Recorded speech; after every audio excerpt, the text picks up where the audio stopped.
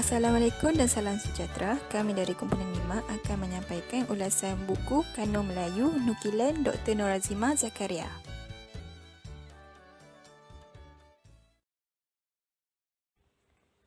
Buku Kanon Melayu ini mempunyai 242 halaman muka surat dan 6 bab. Buku ini membincangkan tentang aspek kepengarangan dan peranan penulis dalam teks sejarah Melayu. Secara umumnya, buku ini menceritakan tentang kanon yang merujuk kepada teks sejarah Melayu yang dianggap sebagai modal kepada penulisan genre, annal atau sisilan.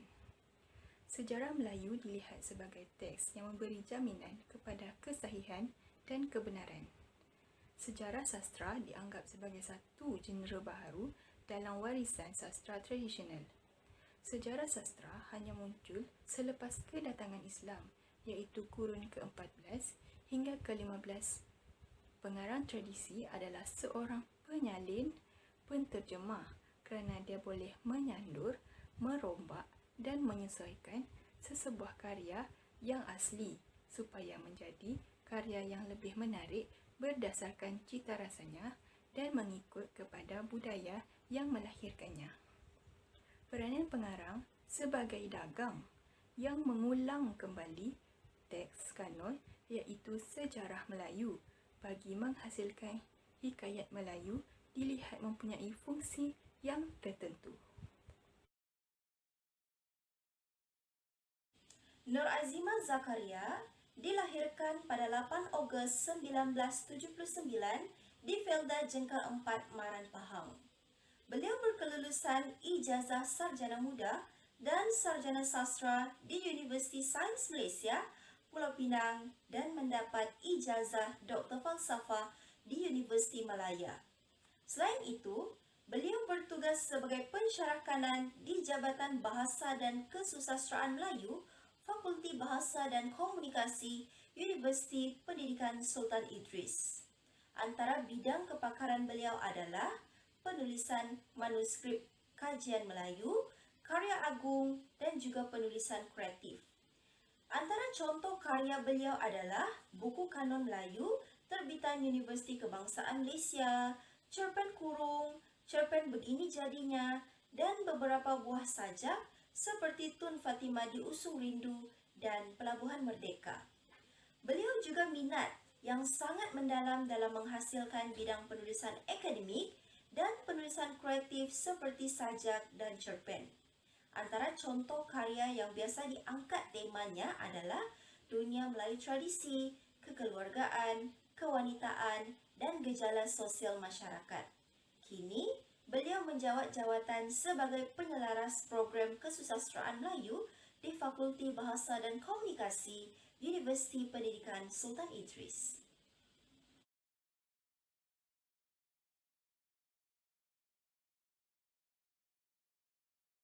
Sejarah Melayu merupakan sebuah rujukan bagi penulisan karya sastra sejarah. Beberapa konsep telah digunakan oleh penulis dalam menghasilkan karya sastra sejarah yang baik. Konsep yang pertama adalah konsep dagang, iaitu sesuatu yang memberikan faedah. Konsep yang kedua adalah konsep kanon, iaitu sebagai rujukan bagi penulisan salasia. Konsep yang ketiga adalah konsep parodi, di mana bentuk sastra itu meniru dengan cara menterbalikkan imej. Konsep yang seterusnya adalah konsep partisi, iaitu pengulangan tema, motif, babak, episod, plot dan imej tanpa sebarang binaan. Konsep yang seterusnya adalah konsep sintesis, iaitu memperlihatkan timbal balik pengaruh Hindu-Islam pada masa itu.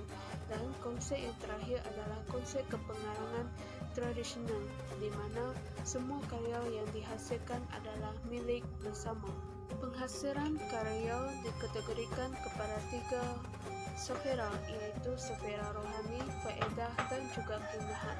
Sfera rohani menduduki kedudukan paling tinggi di antara ketiganya, manakala sfera faedah adalah bertujuan untuk merangsang akal fikiran. Sfera keindahan menduduki kedudukan paling rendah.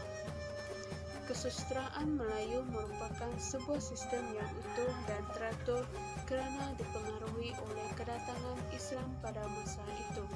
Konsep idea of the book merujuk kepada 3 jenis, iaitu The Book of Universes, Al-Quran, The Book of Malay Kerajaan Order, buku adab, dan The Book of Traditional, iaitu buku tradisi. Ketiga-tiga buku ini menjadi kanun kepada penulisan-penulisan Melayu bagi menghasilkan karya yang harus meniru, mengulang dan mengingati kanun. Menurut Ken Bramble, teks sastra adalah sebagai dokumen sosio-budaya, iaitu hubungan di antara sastra dengan masyarakat. Oleh itu, karya sastra perlu bersifat didaktik yang bergiat ke arah pembentukan rohaniah yang sihat. Sejarah Melayu dilihat sebagai karya cermin kepada cermin teks sastra sejarah yang lain. Teks hikayat Melayu merupakan cermin kepada cermin sejarah Melayu, di mana pengarang teks hikayat Melayu telah meniru dan mengulang seperti mana yang ditulis di dalam sejarah Melayu.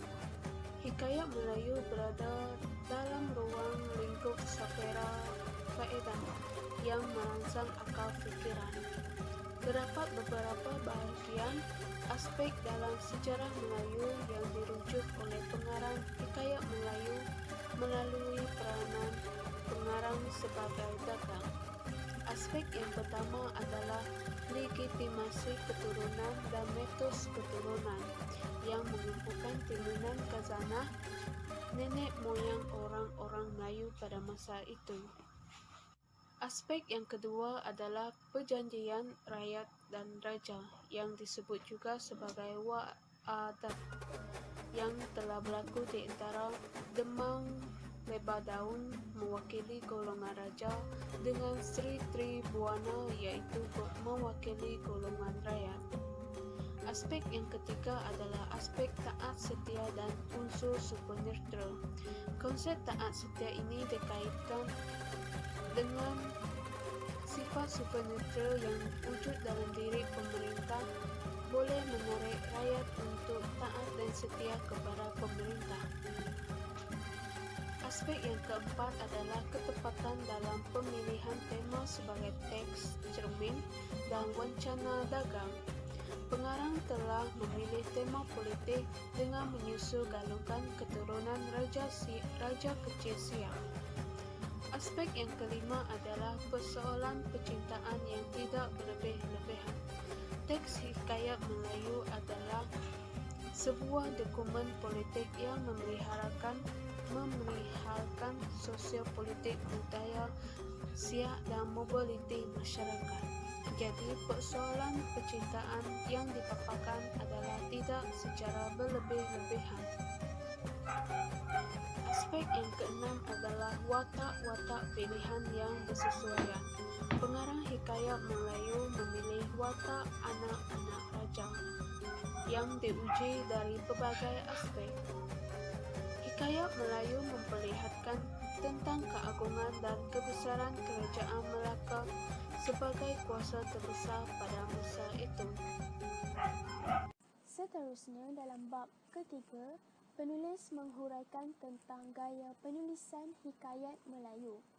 Pengarang memilih ayat-ayat tertentu dalam mewarnai teksnya. Bahasanya bersifat langsung, bersahaja dan kadang-kadang ia agak kering emosi, tapi tak bermakna ia tidak bersifat rinci. Pemberian itu juga sangat penting dalam sesuatu keadaan, seperti dalam upacara, ada istiadat istana dan situasi yang bersifat formal. Teks hikayat Melayu ditulis dalam satu persekitaran yang lebih kosmopolitan dan tidak banyak menyimpang jauh daripada teks sejarah Melayu.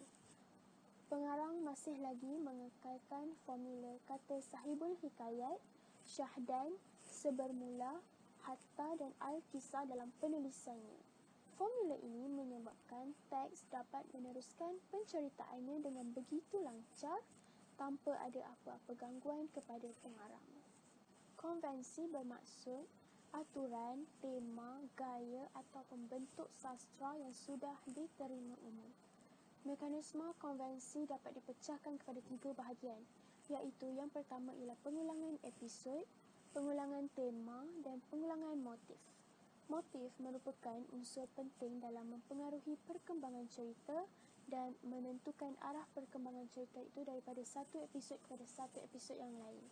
Motif dalam hikayat Melayu dapat dilihat kepada 2 tujuan, iaitu yang pertama sebagai tanda pengenal tetap dalam konvensi sastra dan yang kedua sebagai motif cerita yang mempunyai fungsi tersendiri bagi menggerakkan dan mendorong cerita itu berkembang lanjut mengikut strukturnya.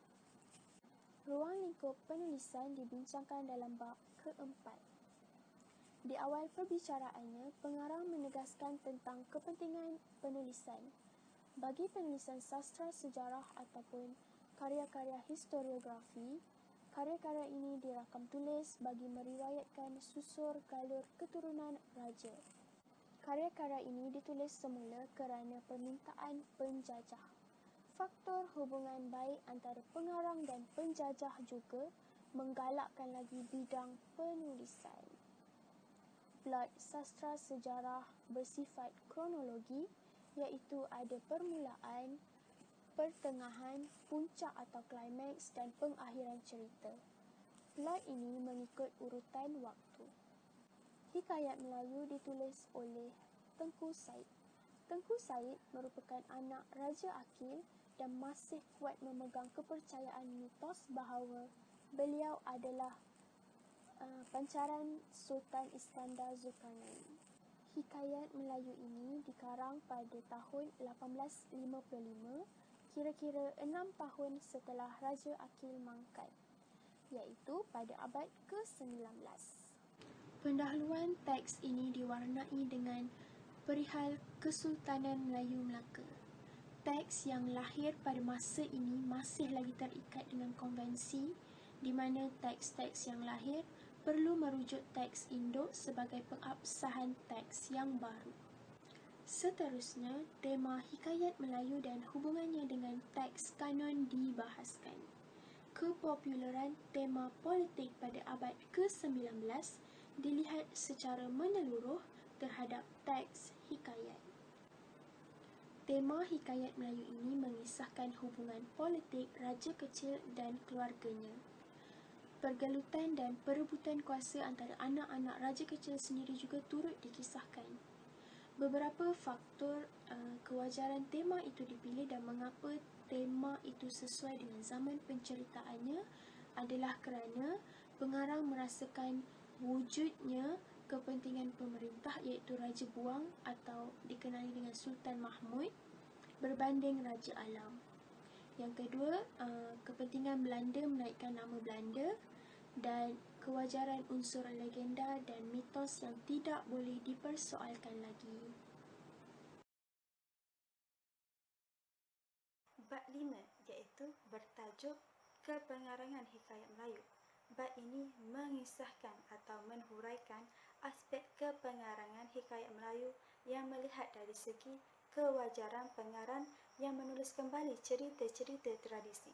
Sama ada pengarang ini mengesahkan nilai yang sedia ada atau membuang nilai yang ada atau menambahkan nilai yang ada ketika menulis teks baharu. Selain itu, aktiviti penulisan, penyalinan dan pengumpulan manuskrip semakin berkembang setelah datangnya penjajah.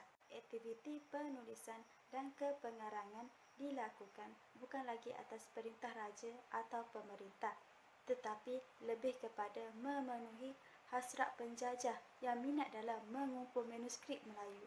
Selain itu juga, para pembesar istana digambarkan mempunyai kepakaran dalam bidang bahasa dan sastra, serta turut membantu tugas-tugas pujangga istana seperti mengarang surat yang akan diutuskan kepada raja-raja untuk meminang, menjalinkan persahabatan dan sebagainya. Samping itu juga, hikayat Melayu dan Tafa'an Nafis melakukan pengurangan, penambahan dan pembuangan nilai-nilai yang sedia ada di dalam sejarah Melayu. Sama ada diringkaskan, diubah suai, dikritik atau diberi rumusan langsung. Seterusnya, kita pergi kepada bab yang seterusnya, iaitu bab 6 yang bertajuk Nilai Sebuah Cendera Adab. Bab ini mengisahkan nilai teks hikayat Melayu tentang Tengku Said dalam penulisannya. Melalui hikayat Melayu yang masih lagi mengekalkan nilai yang ada dalam hikayat Melayu itu dan melalui kepengarangannya dan mengekalkan rujukannya kepada karya kanun sejarah Melayu serta meletakkan dirinya sebagai pengarang juga mengesahkan kehadiran teks bahannya dengan merujuk kepada tradisi. Menurut Braginsky, karya yang baik adalah karya yang indah. Malahan, karya sastra bukan sahaja menjadi dokumen masyarakat tetapi turut menjadi cermin kepada cermin. Dalam erti kata lain, teks hikayat Melayu turut juga menjadi teks cermin kepada sejarah Melayu. Malahan, seorang pengarang dilihat mempunyai ideologi dan falsafahnya tersendiri apabila merakamkan sumbernya. Namun, di sebalik itu, berdasarkan penentuan sosial ini, maka beberapa soalan akan mempengaruhi pengarang. Menghasilkan teksnya dapat membantu kita melihat teks itu bukan sahaja sebagai pancaran masyarakat, tetapi lebih daripada itu. Kesimpulannya, berlandaskan beberapa persoalan sosiologi sastra. Melalui persoalan yang telah digunakan, maka jelas kepada kita apa yang mendorong pengarang hikayat Melayu menyerap teks tersebut.